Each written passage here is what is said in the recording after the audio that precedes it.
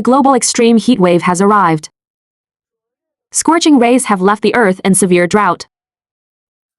Riverbeds have completely dried up. Spontaneous combustion of houses and vehicles occurs everywhere. For the sake of just a few bottles of water, my boyfriend kicked me out of the house without hesitation, leaving me to die from severe dehydration under the blazing sun. Now, I have been reborn. I wipe the sweat from my face, looking at the scumbag standing right in front of me. Seeing this familiar face, my urge to punch him grew even stronger.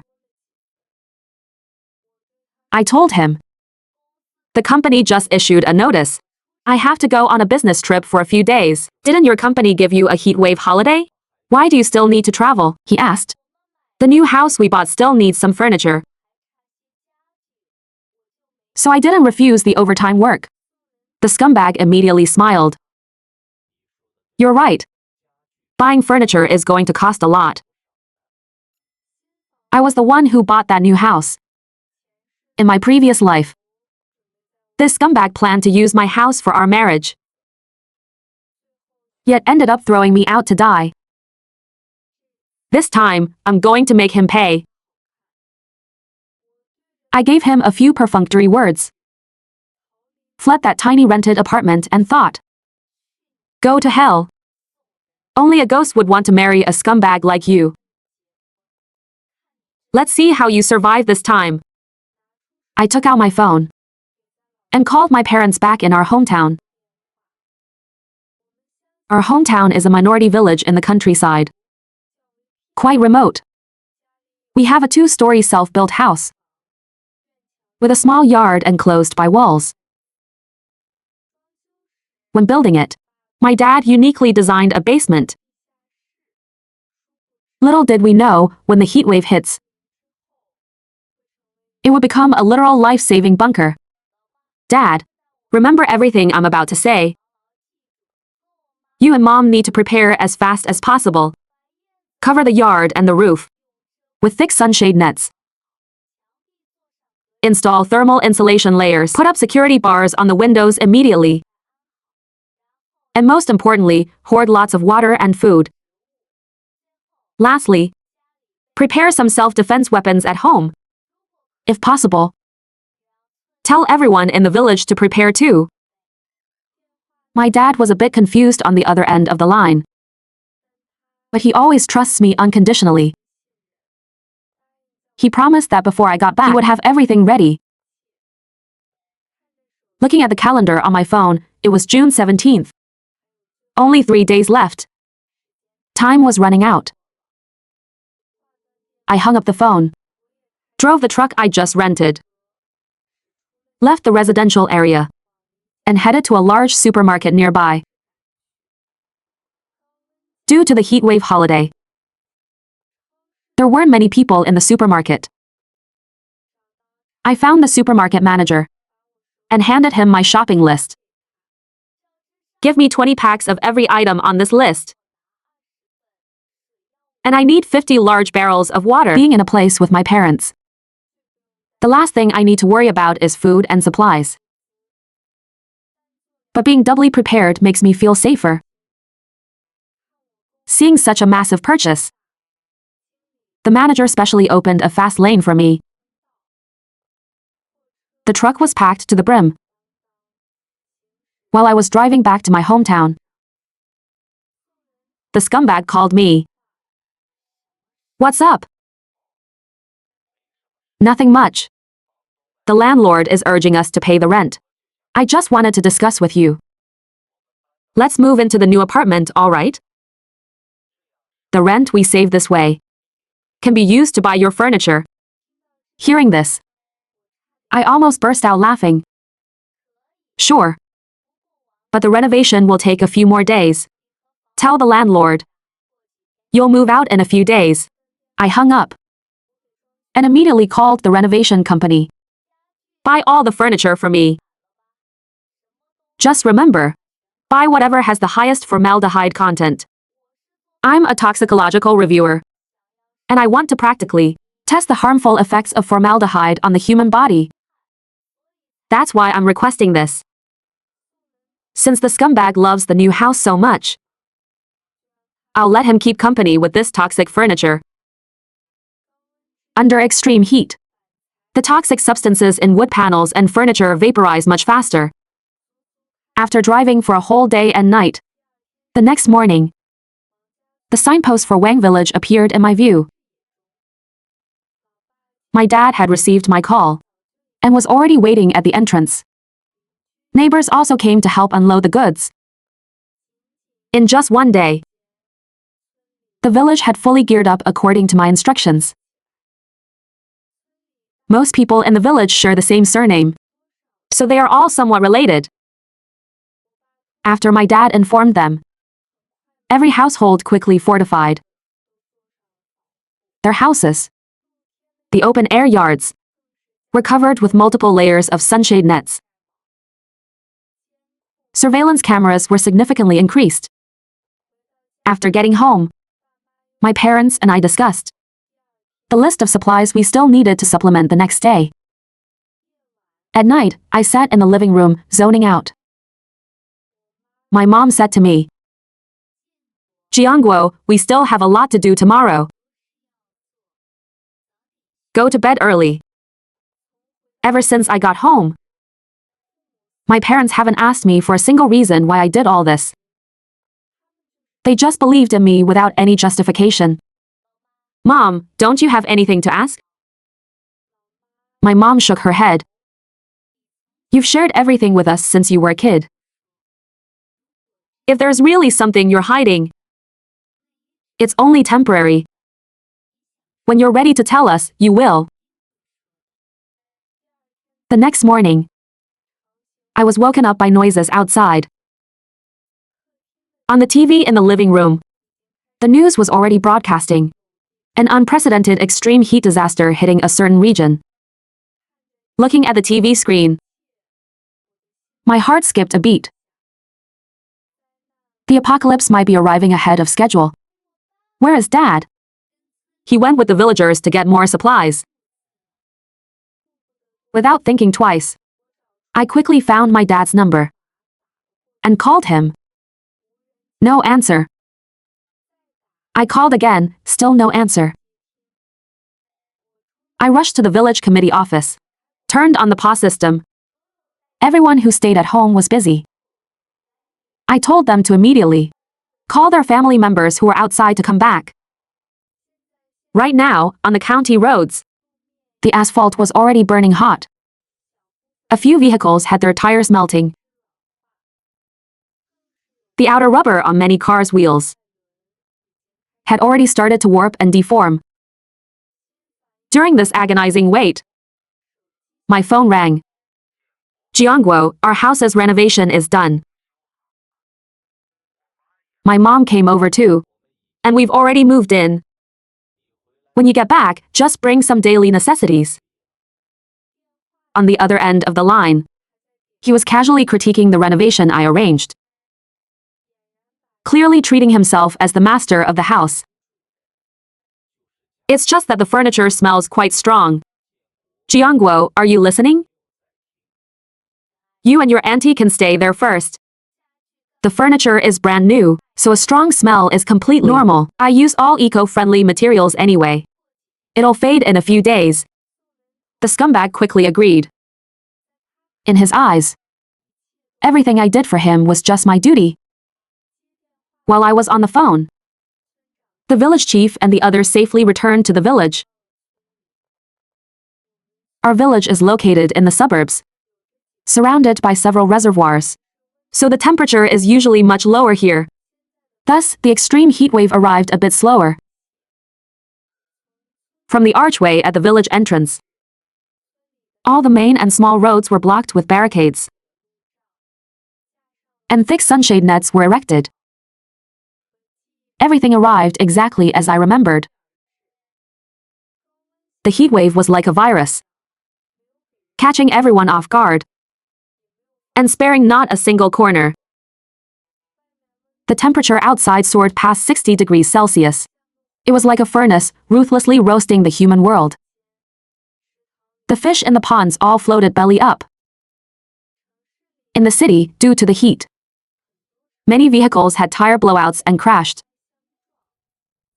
causing massive traffic jams and explosions. The temperature kept rising. I turned on my phone and looked at the surveillance feed. The scumbag and his mom were blaming each other in the living room. After arguing, they went back to their own rooms. After all, it was way too hot outside, reaching over 60 degrees. Neither of them was willing to go out. 2 weeks later, our peaceful days were violently disrupted. From the village committee, a loudspeaker that had been silent for a long time suddenly blared. Outsiders have invaded the village. Outsiders are invading. After 2 announcements, the village fell completely silent again. The voice sounded very unfamiliar, meaning something was terribly wrong. In an apocalypse, surviving oneself is the most important thing. I had already warned everyone in advance. How things would unfold from here was entirely up to fate. I called my parents, and we quickly moved all the things upstairs into the basement. The village chief and another man went to the committee office. Along the way, every house's door was shut tight. The 2 of them noticed something was off. The village committee courtyard was completely empty, not looking like an invasion at all. The temperature outside was still extremely high, approaching the limit of human endurance. Our village is in the suburbs, and we put up plenty of sunshade nets, so it was significantly cooler than the outside world. They went into the office to check. Everything seemed normal at first, but when they arrived at the door of another room, they saw strange footprints on the floor. Suddenly, a noise came from the backyard, and then they lost consciousness. When they woke up, they were tied up tightly and thrown in a corner. The village chief woke up first and saw 2 fierce-looking men approaching them. "Hey, what do you want? We were fleeing for our lives and passed by your village. Get up and drink some water. What are you trying to do? You know kidnapping is illegal, right? The cities outside are being destroyed by the extreme heat. Countless people have died. I can knock you out right now and throw you outside to feed the sun. Believe it?" It was true.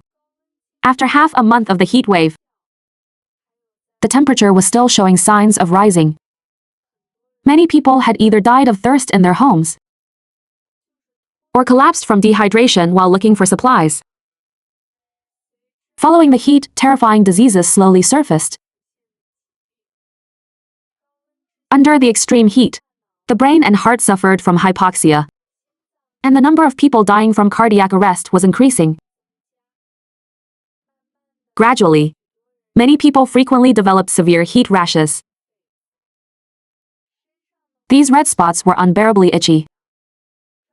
Once scratched open, wherever the pus flowed, new heat rashes would grow. With a lack of water and inability to clean wounds, the pus continuously accumulated. The entire city was filled with a foul stench. The unique smell of people rotting away. The village chief's eyes darted around, and he said, "Brothers, there are still some supplies in other parts of our village. We'll guide you to them. Just leave some for us, all right?" The man's eyes lit up. Deal. So, the 2 villagers led the 2 thugs and started searching house by house. We had installed many battery-powered surveillance cameras in the village. At this moment, I was in our fully fortified basement, observing the situation with my parents. The temperature in the basement was much lower than outside. Plus, we had the generator my parents bought. We didn't feel hot at all. The basement door was a heavy-duty blast door, and the entrance was well hidden. I wasn't worried about them breaking in at all. I turned on my phone, planning to see how the scumbag was doing. After they moved into the new house, the heatwave crisis began. Lacking food and daily necessities, coupled with the psychological toll of the extreme heat. Once their last bit of food was gone, the scumbag's mother finally snapped. She blamed the scumbag for his incompetence. She even blamed her years of staying single on being dragged down by him.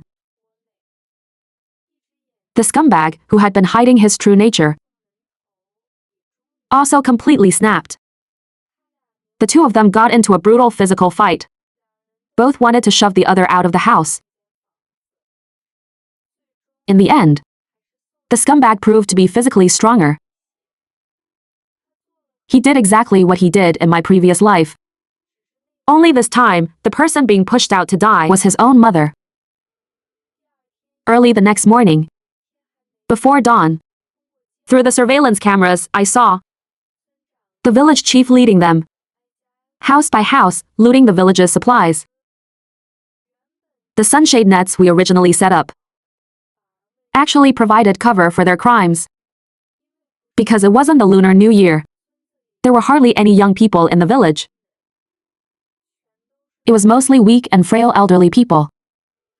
They didn't have to put in much effort to take over one house after another. It was only a matter of time before they reached our house. Fortunately, we had prepared well in advance inside the basement. My dad is a very reliable person. He had also prepared a massive stash of self-defense weapons.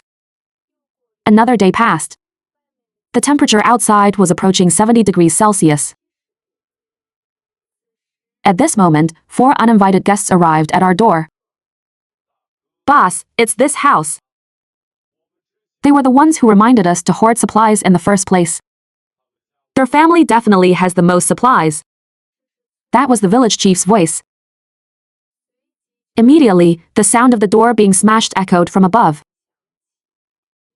Then came the sounds of ransacking. A man viciously growled at the village chief.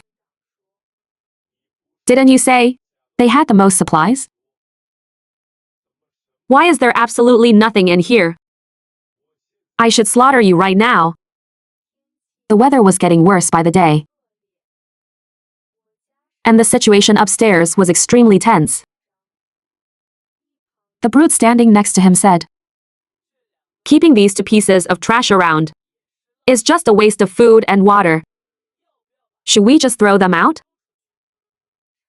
The other silent man, Zhou, spoke up. "We supervise them to go outside and scavenge for supplies. The 2 of us should minimize our movements." At night, when the sun went down, the group prepared to head out.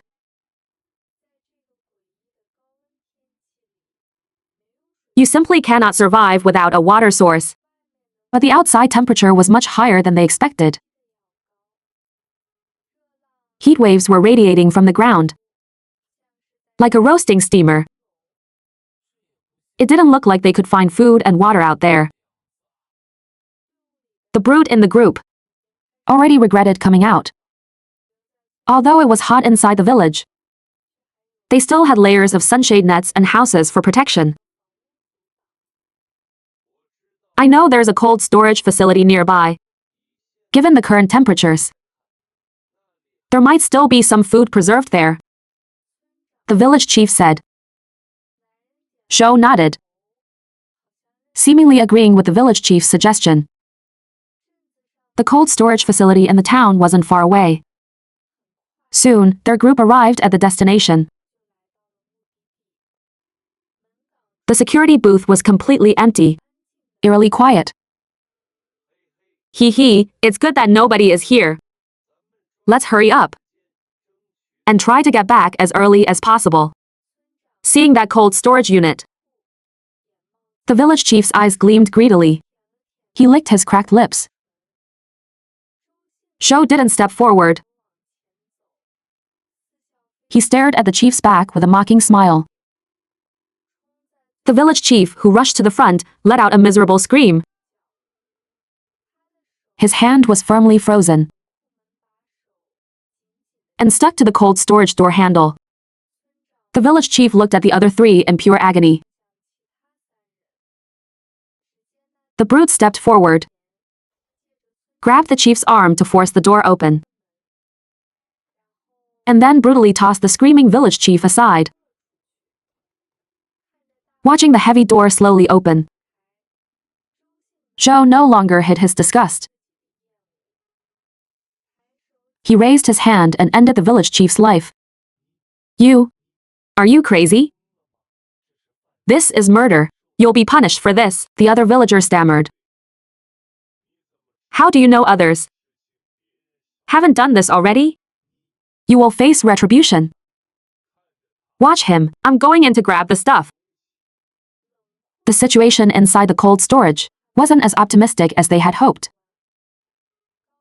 Due to the extreme heat, the cold storage lacked special power supplies and had mostly broken down. Some of the food had already begun to stink and rot. They scavenged for some food that was still barely okay and managed to fill 2 large bags. My parents and I were down in the basement. Every day, we moved cautiously, not daring to make any loud noises, because those 2 thugs and the surviving villager were living right above us in our house. Everything seemed to fall into a dead loop. The 3 of them wanted to escape, but without enough food and water, they didn't dare to make a move. The temperature kept rising day by day. Besides the heat, those 2 evil men were gradually plagued by diseases. Slowly, their skin started to itch intensely, and then began oozing black-red blood. The brute was the first to succumb. He started howling all night long. Eventually, on a particular night, he died silently. A foul, nauseating stench drifted through the rooms above. The following night, the remaining surviving villager, taking advantage of Zhou's weakened state, lunged at him. However, Zhou pushed him away forcefully. He crashed into the wall behind him. Then, Zhou swiftly grabbed the old man by the throat. The old man was no match for Zhou's explosive strength and was pinned against the wall and strangled to death. But Zhou himself didn't last many more days. He spent his final days letting out hoarse, low growls, before finally, eroded by the heat and disease, he also dropped dead. I don't know when this extreme heat wave will end, but deep down, I am quite content. My parents and I are still alive, and that is more important than anything. Plus, our supplies are very abundant, so we have no plans to go outside and risk our lives. I figure, under such hellish heat, there probably are many people left alive in the cities anyway. With all of this behind us, the village returned to its peaceful state. My dad and I quietly sneaked out a few times and carefully built more defensive fortifications. The climate changes are completely out of our control, but we can absolutely defend against the wickedness of human nature. We will just lay low in Wang village and wait for good news from the outside world.